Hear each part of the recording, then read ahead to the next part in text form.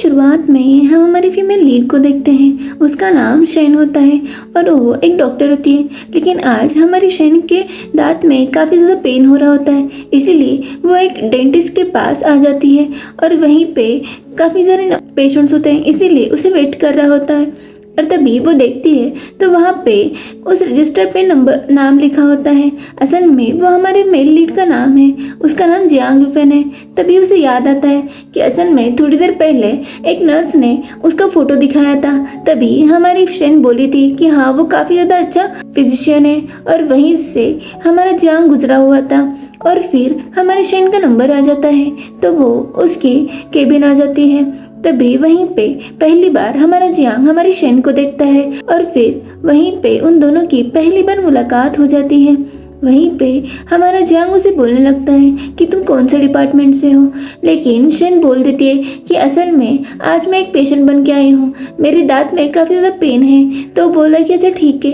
और वहीं पे हमारी शेन की आईडी वो देख लेता है और उसका नाम बोल देता है कि तुम शेन हो। तो बोलती कि हाँ, और फिर वो उसे चेयर पे बिठाता है और उसे चेक करने लगता है। लेकिन असल में हमारी शेन तो काफ़ी ज़्यादा घबरा रही होती है। तो हमारा जियांग उसे शांत करने की कोशिश करता है और फिर वो चेक कर रहा होता है। लेकिन हमारी शेन तो काफ़ी ज़्यादा घबरा जाती है और वो जियांग के हाथ को पकड़ लेती है और फिर जियांग अपना काम कर लेता है। फिर ट्रीटमेंट खत्म होने के बाद वो जा रही होती है। तभी उसे फिर से जियांग के बारे में याद आने लगता है, जहाँ पे वो उसने बोला था कि असल में उसके दांत में काफ़ी ज़्यादा इन्फेक्शन हुआ था, तो इसीलिए उसे बार बार वहाँ पे आना होगा दिखाने के लिए। और फिर ये सब सोचने के बाद वो बोलने लगती है, वो सिर्फ एक डॉक्टर था और वैसे भी एक डॉक्टर अपॉइंटमेंट थी, इसीलिए मुझे नर्वस होने की क्या ज़रूरत है। और वो अपने आप को ही बात करने लगती है। वहीं पे नर्स आ जाती है और वो उसके दांत के बारे में पूछने लगती है। तो वो बोलती कि हाँ ठीक है। और वहीं पे वो बोलने लगती कि आप कौन से डॉक्टर के पास गए थे।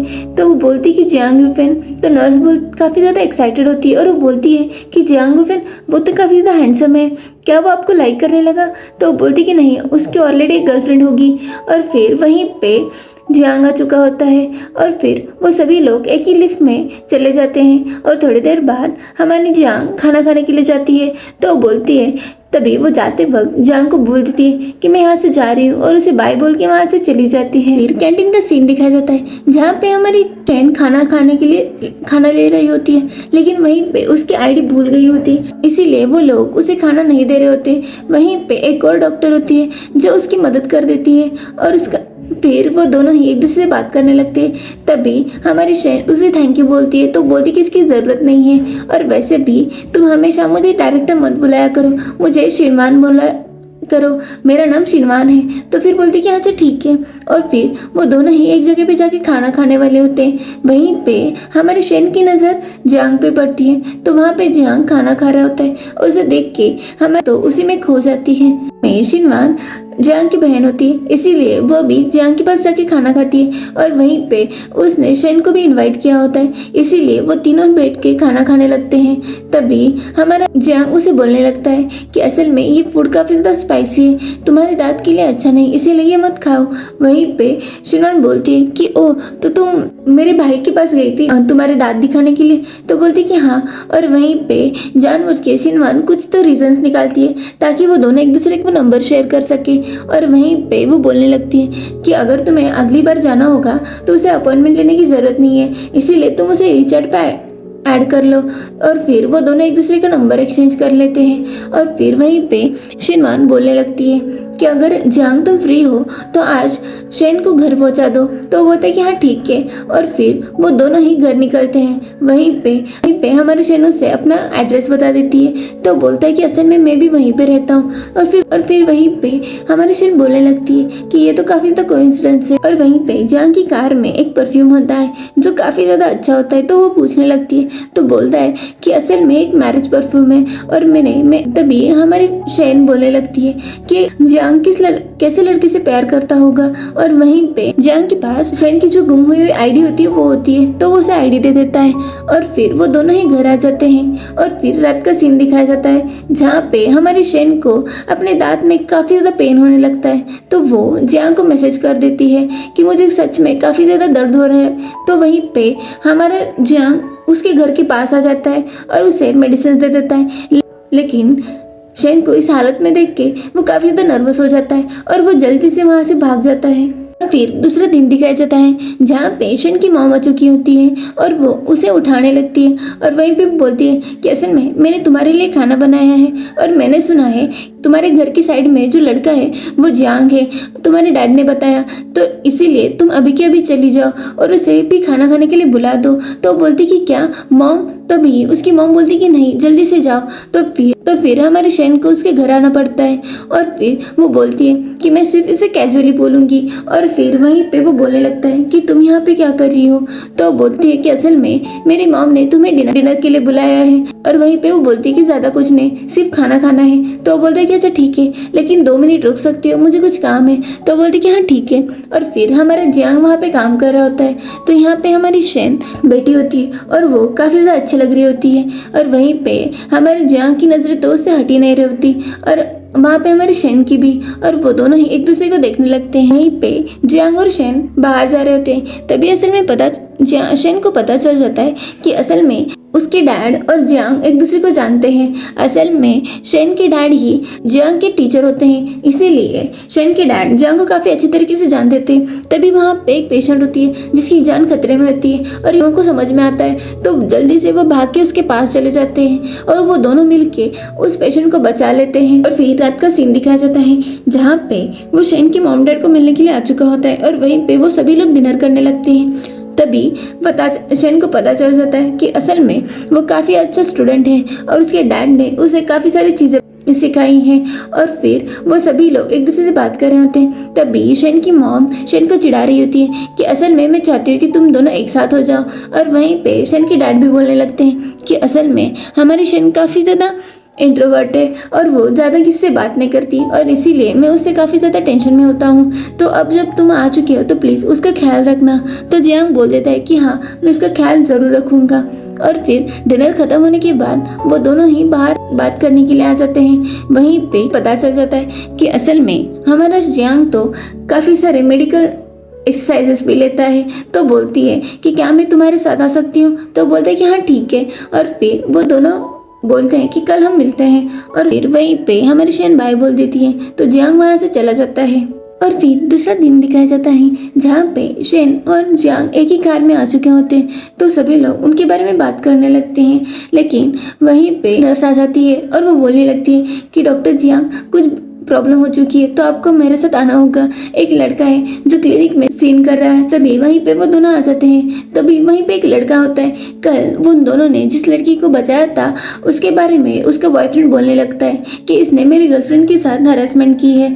वहीं पे हमारी शेन जियांग को रोक लेती है और शेन बोलने लगती है कि असल में मैं भी वहाँ पे थी, अगर मैंने तुम्हारी गर्लफ्रेंड को टच किया है तो मैं भी तो गलत हुई, फिर तुमने सिर्फ और सिर्फ जियांग को ही क्यों बोला, और वहीं पे अगर तुम्हें चाहते हो तो मुझ पे भी किस करो।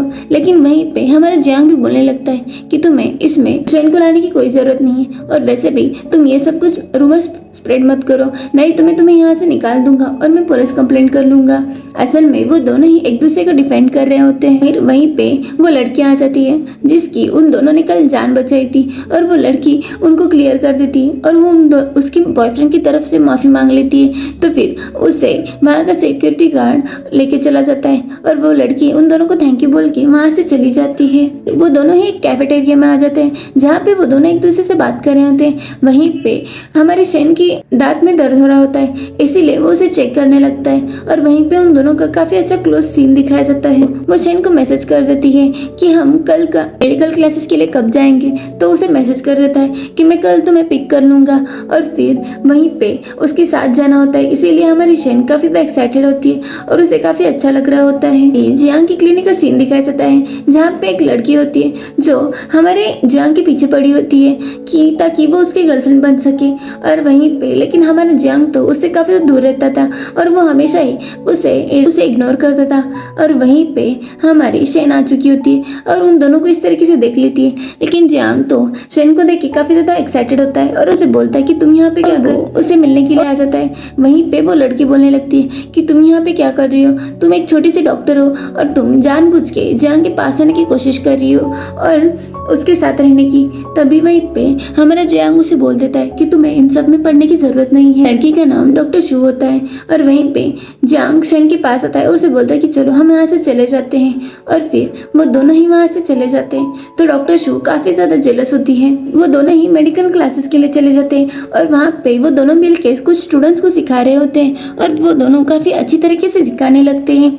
तो फिर थोड़ी देर बाद एक स्टूडेंट पूछने लगता है कि हम दोनों कितने अच्छे से कोऑर्डिनेट करते हो, ये सच में आप दोनों एक गर्लफ्रेंड बॉयफ्रेंड हो। तो वहीं पे शेन अचानक से बोल देती है कि नहीं, हम दोनों गर्लफ्रेंड बॉयफ्रेंड नहीं है, हम दोनों सिर्फ एक अच्छे दोस्त हैं। और ये सुनने के बाद हमारे जियांग को थोड़ा सा बुरा लगता है, लेकिन वो बोल देता है कि हाँ, हम दोनों काफ़ी अच्छे दोस्त हैं। और फिर क्लास खत्म होने के बाद वो दोनों जाने लगते हैं। वहीं पे एक लड़का आता है और वो बोलने लगता है कि शेन तुम यहाँ पे क्या कर रही हो। और फिर फ्लैशबैक का सीन दिखाया जाता है। असल में शेन और उस लड़की की एक दूसरे के साथ शादी तय हुई थी, लेकिन जब वो देखती है कि वो उसके साथ चीट करता है और के साथ होता है, और वहीं पे वो लड़की हमारे शेन को पैसों की ऑफर करती है और वो बोलती है कि मेरे शू फैमिली के पास काफ़ी सारे पैसे हैं, लेकिन शुआन तुम्हारे साथ नहीं रहना चाहता है, इसीलिए पैसे लो, यहाँ से चली जाओ। और ये सब हमारी शेन को याद आने लगता है। और तभी वहीं पे शुयान शेन को पूछने लगता है कि ये लड़का कौन है। तभी जियांग उसे बोल देता है असल में मैं शेन का सीनियर हूँ। और वहीं पे एक प्रिंसिपल आ जाते हैं जो हमारे जियांग को काफ़ी अच्छी तरीके से जानते थे और वो उसके साथ बात करने लगते हैं। तभी वो जो लड़का है उसका नाम शुआन होता है, उसे पता चल जाता है कि असल में ये डॉक्टर जियांग है जो काफ़ी बड़ा स्पेशलिस्ट है और उस शुआन उसकी कंपनी के लिए जियांग को काफ़ी दिनों से ढूंढ रहा होता है। तभी वहीं पे शुआन को ये भी पता चल जाता है कि असल में शेन एक छोटी सी डॉक्टर नहीं है, असल में वो भी शेन फैमिली की बड़ी बेटी है और वो उस पूरे हॉस्पिटल की डायरेक्टर की बेटी है। और तभी शुआन अपने मन में बोलने लगता है कि अगर मुझे पहले पता होता कि शेन इतनी बड़ी घर की है तो मैं शू के पास कभी नहीं जाता। वो दोनों ही वापस घर जा रहे होते। वहीं पे जियांग उसे पूछने लगता है कि वो लड़का कौन है और तुम्हारा उसके साथ क्या रिश्ता है। वहीं पे हमारी शेन बोलने लगती है कि तुम इतना सब कुछ क्यों पूछ रहे हो। तो बोलता है कि नहीं, बस ऐसे ही। और फिर वो उसे घर छोड़ देता है। दूसरा दिन दिखाया जाता है जहाँ पे शेन अपने दांत के ट्रीटमेंट के लिए जियांग के पास आ चुकी होती है, लेकिन वहाँ पे कुछ स्टूडेंट्स भी होते हैं जो सीखने के लिए आते हैं और उन सबको देख के हमारे जियांग काफ़ी ज़्यादा डर रही होती है। वहीं पे वो उसे संभालने लगता है और फिर वहीं पे वो जब दांत निकाल रहा होता है वहीं पे शेन को काफ़ी ज़्यादा पेन हो जाता है, इसीलिए वो गलती से जियांग को हिट कर देती है। फिर ट्रीटमेंट खत्म होने के बाद जियांग बोलने लगता है कि तुमने थोड़ी देर पहले तुमने मुझे हिट किया था, तुम कैसे कंपनसेट करोगी। तभी वो उसे सॉरी बोल देती है और फिर वो बोलती है कि मैं अगली बार ख्याल रखूंगी। और फिर वो उसे कुछ मेडिसिन दे देता है तो वहाँ से चली जाती है। और फिर जाते वक्त वो जियांग के बारे में सोचने लगती है और वो काफ़ी ज़्यादा खुश होने लगती है। रात का सीन दिखाया जाता है जहाँ पे वो अपने दोस्त के साथ एक जगह पे आ चुकी होती है। वहीं पे वो दोनों एक दूसरे से बात कर रहे होते हैं। तभी अरे शेन की दोस्त उसके बॉयफ्रेंड को बोलने लगती है कि तुम्हारा भाई कहाँ पे। असल में उन दोनों ने मिलकर प्लान किया होता है कि वो शेन और जियांग को एक साथ लाएंगे, इसीलिए वो दोनों एक दूसरे के साथ नाटक करने लगते हैं। और फिर वो बोलने लगता है कि हाँ, वो जल्दी से आ जाएगा। तभी शेन बोलने लगती है कि मैं रेस्टरूम जाके आती हूँ और फिर वो वहाँ से चली जाती है। और जब शेन रेस्टरूम में चली जाती है वहीं पे उसका पहले का एक्स बॉयफ्रेंड होता है वो भी आ जाता है और शुआन उसके साथ ज़बरदस्ती करने की कोशिश कर रहा होता है और वो बोलने लगता है कि तुम्हारा और जियांग का क्या रिश्ता है और तुम दोनों एक दूसरे से इतना क्लोज क्यों हो। वहीं पे वो उसके साथ काफ़ी ज़्यादा ज़बरदस्ती करने लगता है।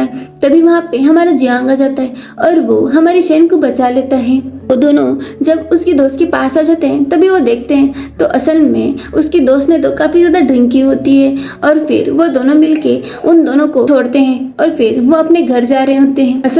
तभी वहीं पे हमारी शेन के दांत में ब्लीडिंग होने लगता है। तभी वो बोलने लगता है कि तुम मेरे साथ घर चलो, मेरे पास मेडिकल किट है तो मैं तुम्हें ट्रीट कर दूंगा। तो पहले तो वो बोलने लगती है कि क्या तुम्हारे घर। तो बोलता है कि मैं एक डेंटल स्पेशलिस्ट हूँ। तो फिर वो बोलते हैं कि हाँ ठीक है, मैं तुम्हारी बात मानती हूँ। और फिर वो दोनों ही उसके घर चले जाते हैं। तभी हमारी शेन हर जगह पे देख रही होती है तो उसका घर काफ़ी ज़्यादा अच्छा होता है और वहीं पे हर जगह पे काफ़ी अच्छी तरीके से प्रेजेंट किया होता है। तो बोलने लगती है कि लड़का काफ़ी अच्छा है जो उसने घर भी इतना अच्छा रखा है। और वहीं पे जियांग उसे सोफे पे बैठने के लिए बोल देता है और वो वहाँ से मेडिकल किट लाने के लिए जाता है। तो फिर वहीं पे हमारे शेन की नज़र एक फोटो फ्रेम पड़ती है जहाँ पे एक लड़की का फोटो होता है। तभी तो उसे पता चल जाता है कि असल में वो उस लड़की से प्यार करता है, इसीलिए वो उसे थोड़ा बुरा लग रहा होता है। लेकिन वहीं पे जियांग आ जाता है और वो उसे ट्रीट कर देता है। तो फिर वो उसे थैंक यू बोल देती है और वो बोलने लगती है कि मैं यहाँ से चली जाती हूँ, और फिर वो जाने वाली होती है। लेकिन वहीं पे हमारे शेन को याद आता है असल में उसकी पर्स तो उसके दोस्त के साथ चली गई है, तो उसका फोन और उसके घर की कीज भी उसी पर्स में थे। और फिर वो काफ़ी ज़्यादा टेंशन में आ जाती है, तो बोलने लगता है कि क्या हुआ। तो बता देती है कि असल में मेरी पर्स और मेरा फ़ोन और घर की चाबी सब कुछ मेरे दोस्त के पास चला गया है। तो बोलते हैं कि क्या मैं तुम्हारा फ़ोन ले सकती हूँ। तो फिर वो उसका फ़ोन ले लेती है, उसे कांटेक्ट करने की कोशिश करती, लेकिन उसका फ़ोन तो लग ही नहीं रहा होता। वहीं पे हमारा जियांग बोलने लगता है कि तुम आज एक रात के लिए यहीं पे रुक जाओ, असल में मेरे घर पे जो गेस्ट रूम है उसमें रुक लेना। तो बोलती कि क्या तुम्हारे घर पे। तो बोलता है कि डॉक्टर शेन मैं तुम्हारे साथ कुछ नहीं करूँगा। तभी वही पेशेंट बोलती है कि असल में ऐसा कुछ भी नहीं है, लेकिन वो काफ़ी ज़्यादा वियर्ड होगा कि मैं तुम्हारे घर पे रहूँगी। तो बोलता है ऐसा कुछ भी नहीं। तो बोलती कि हाँ ठीक है फिर मैं रह लूँगी। उस रात हमारी शेन उसी के घर में रुक जाती है और फिर दूसरा दिन दिखाया जाता है जहाँ पे जब हमारी शेन की आँख खुल जाती है तभी वो देखती है तो उसने उसके डोर पे कुछ कपड़े रखे होते हैं। असल में जियांग ने शेन के लिए कुछ कपड़े लाए होते हैं और वो उसके रूम के बाहर रख देता है। तभी हमारी शेन देखती है तो बोलती है कि ये तो काफ़ी अच्छा है और इसे मेरी साइज़ भी कैसे पता चली। लेकिन वहीं पे हमारी शेन जियान को लाइक करने लगी थी, लेकिन वहीं पे शेन को याद आता है कि असल में उसकी एक गर्लफ्रेंड भी है, इसीलिए वो बोलने लगती है कि ये सब कुछ उसने अपने गर्लफ्रेंड की वजह से सीखा होगा। और फिर वो दोनों का ब्रेकफास्ट का सीन दिखाया जाता है जहाँ पे वो दोनों ही ब्रेकफास्ट कर रहे होते हैं। वहीं पे जियांग उसे पूछने लगता है कि क्या तुम्हें मैंने दिए हुए आउटफिट अच्छे लगे।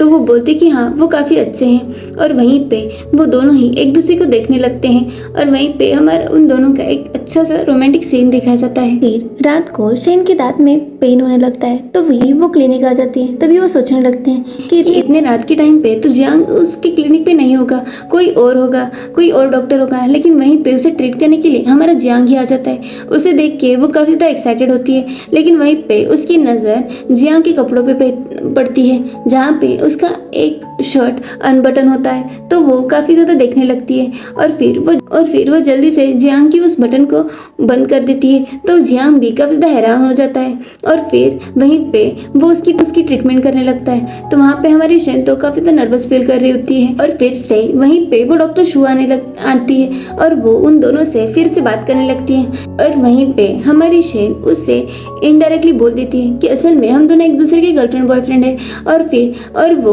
हमारे जियांग के काफ़ी क्लोज आने लगती है और वहीं पे हमारा जियांग भी उसके साथ नाटक करता है और उसके फोरहेड पे किस कर देता है। और फिर जब डॉक्टर शू उन दोनों को इस तरीके से देख के वहाँ से चली जाती है तभी वहीं पे हमारी शेन उस पर गुस्सा करती है और उसे बोल देती है कि मैं तो तुम्हें उस लड़की से सिर्फ बचा रही थी और तुमने मुझे ही किस कर दिया। तो बोलता है लेकिन तुम तो नाटक कर रही थी, तो फिर मैंने भी तुम्हारे नाटक को कंटिन्यू किया था। और फिर वहीं पे शेन बोलते अच्छा ठीक है और फिर वो वहाँ से चली जाती है। और फिर थोड़ी देर बाद जियांग की सिस्टर वहाँ पे आ जाती है और वो बोलने लगते हैं कि मैं सुन रही हूँ कि तुम और शेन एक दूसरे को डेट कर रहे हैं। तो बोलते हैं कि ऐसा कुछ भी नहीं है। और वहीं पे वो बोलने लगती है कि मैंने तो ये भी सुना है कि तुम किसी और लड़की के साथ प्यार करते थे और अब तुम शेन के साथ भी क्लोज आने की कोशिश कर रहे हो।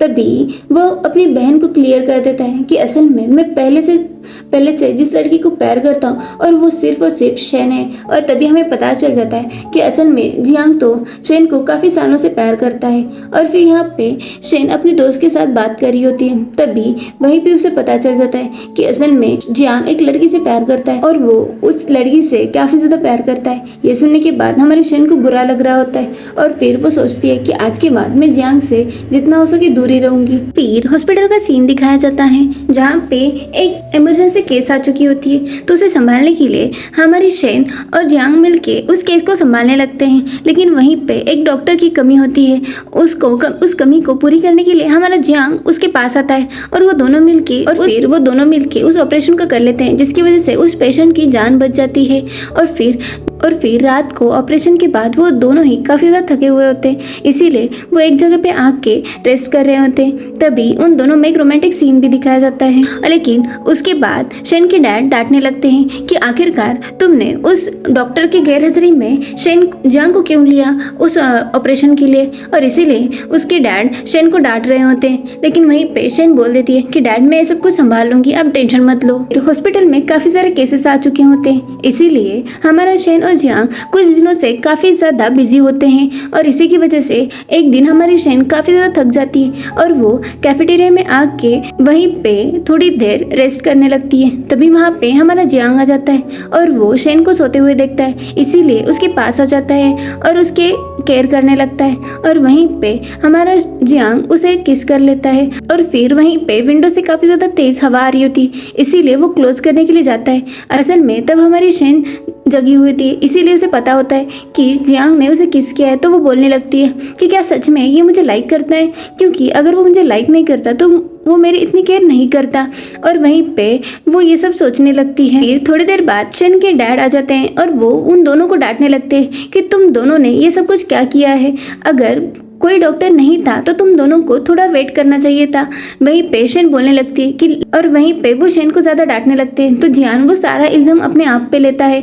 तभी फिर वो दोनों बाहर आ जाते हैं। तभी शेन उस पर डांटने लगती है, तुम्हें पता है ना मेरे डैड का गुस्सा कितना बुरा है, तुम्हें क्या ज़रूरत थी ये सब कुछ अपने ऊपर लेने की। वहीं पे जियांग बोलने लगता है कि मैं तो उसे प्रोटेक्ट कर रहा था, फिर बोलने लगता है कि मैं सिर्फ तुम्हें प्रोटेक्ट कर रहा था। और वहीं पे उसकी दोस्त जो नर्स होती है वो और एक डॉक्टर आ जाता है और वो दोनों फिर से उन दोनों को चिढ़ाने लगते हैं और फिर वो वहाँ से चले जाते हैं। तभी वहाँ पे शेनु से, और फिर वहीं पे शेनु से बाय बोल के वहाँ से चली जाती है और वो दोनों ही काफ़ी ज़्यादा खुश हो जाते हैं। और फिर रात का सीन दिखाया जाता है जहाँ पे वो सभी लोग पार्टी करने के लिए आ चुके होते हैं और वहीं पे वो सभी लोग ट्रूथ और डेयर खेलने लगते हैं। और वहीं पे हमारी जियांग पे ट्रूथ आ जाता है तो वो उसे पूछा जाता है कि आप जिस लड़की से प्यार करते हो क्या वो लड़की इस पार्टी में है, तो हाँ बोल देता है। और फिर वो जो शेन की दोस्त होती है वो उसे पूछने लगती है कि उस लड़की का आखिर नाम क्या है। तभी वो बोलने लगता है कि लेकिन ये दूसरा क्वेश्चन है, तो वो उस का आंसर देने को मना कर देता है। लेकिन फिर से उस पर ट्रूथ आ जाता है तो वो पूछने लगते हैं तुम अभी बता सकते हो कि उस लड़की का नाम क्या है।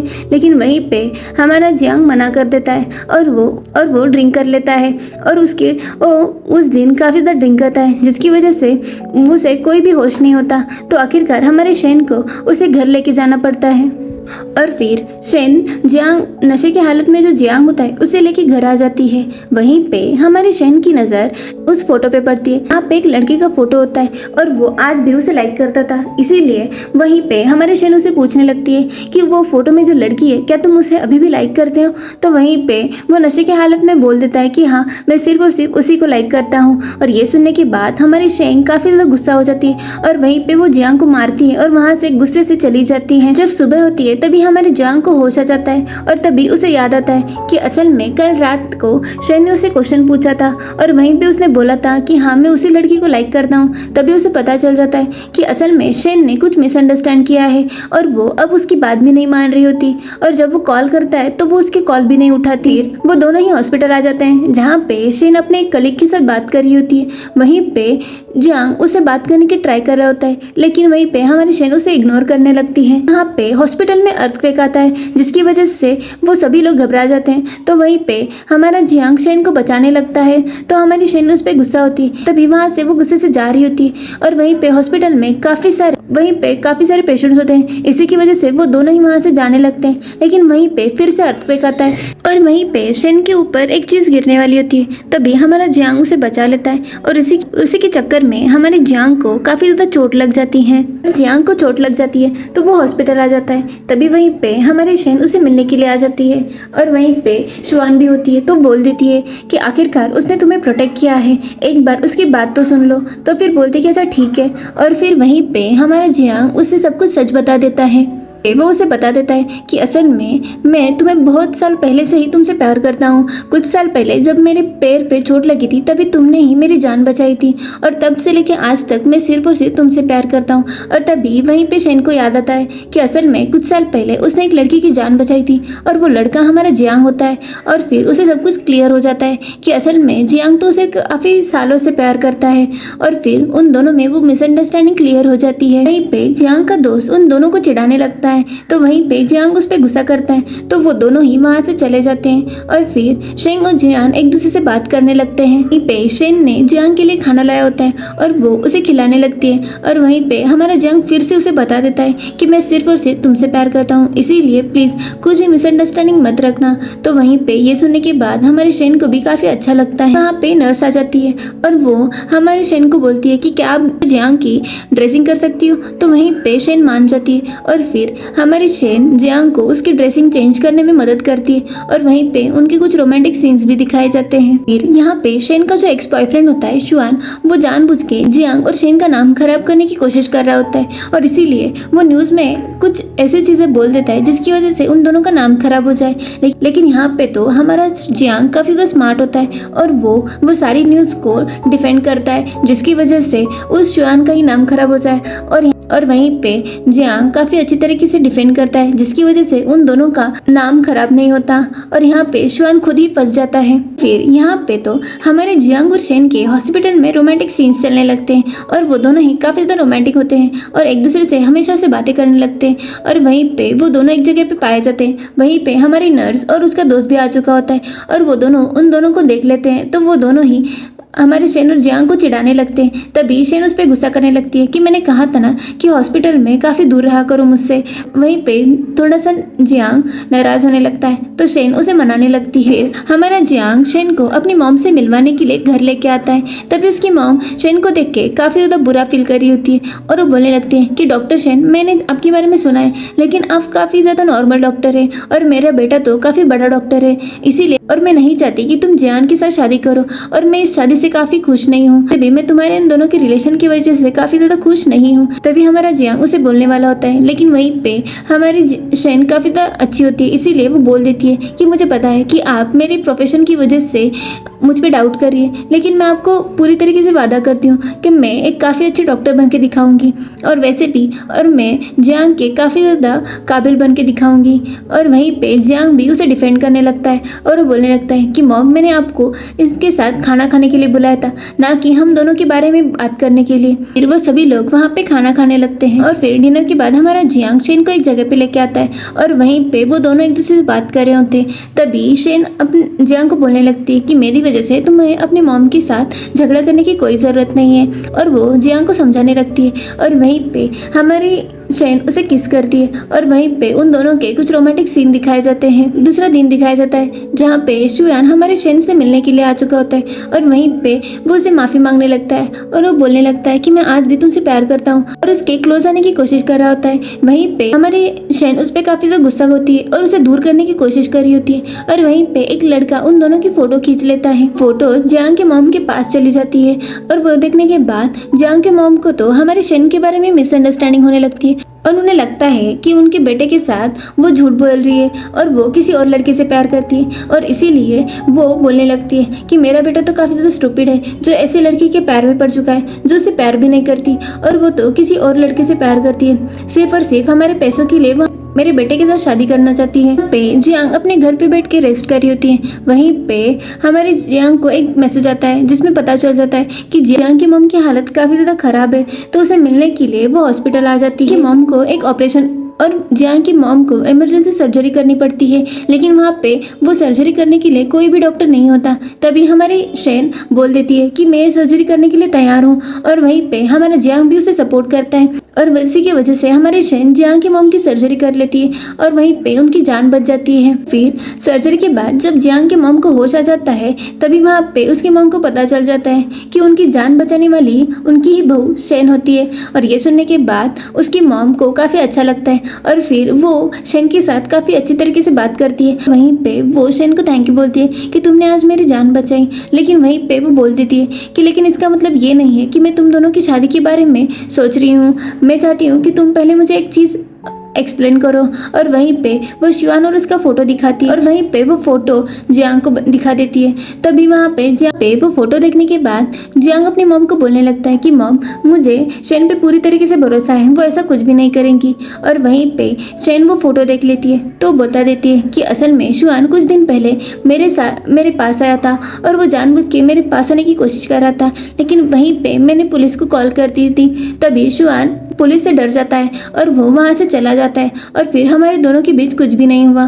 और ये सुनने के बाद जियांग की मॉम को काफ़ी ज़्यादा रिलीफ मिल जाता है। ये सुनने के बाद जियांग की मॉम की जो भी मिसअंडरस्टैंडिंग होती है वो क्लियर हो जाती है और फिर वो शेन से माफ़ी मांग लेती है इन सब चीज़ों के लिए। और फिर वहीं पे वो बोल देती है कि मैं तुमसे माफ़ी मांग लेती हूँ, और वहीं पे वो बोल देती है कि मैं तुम दोनों की शादी के लिए तैयार हूँ। और फिर ये सुनने के बाद वो दोनों काफ़ी ज़्यादा खुश हो जाते हैं। फिर एक डिनर का सीन दिखाया जाता है जहाँ पे हमारे जियांग और शेन की शादी के बारे में बात करने के लिए दोनों के मॉम डैड आ चुके होते हैं और वो सभी लोग मिलके उन दोनों की शादी के बारे में बात कर रहे होते हैं। वहीं पे हमारा जियांग शेन को लेके एक जगह पे आ जाता है और वो उसे एक सरप्राइज देता है जहाँ पे वो सबके सामने उसे प्रपोज कर देता है और वहीं पे हमारी शेन भी मान जाती है और यहीं पे हमारी स्टोरी की हैप्पी एंडिंग हो जाती है। अगर आपको वीडियोस अच्छी लगे तो लाइक एंड सब्सक्राइब जरूर करना। Thank you.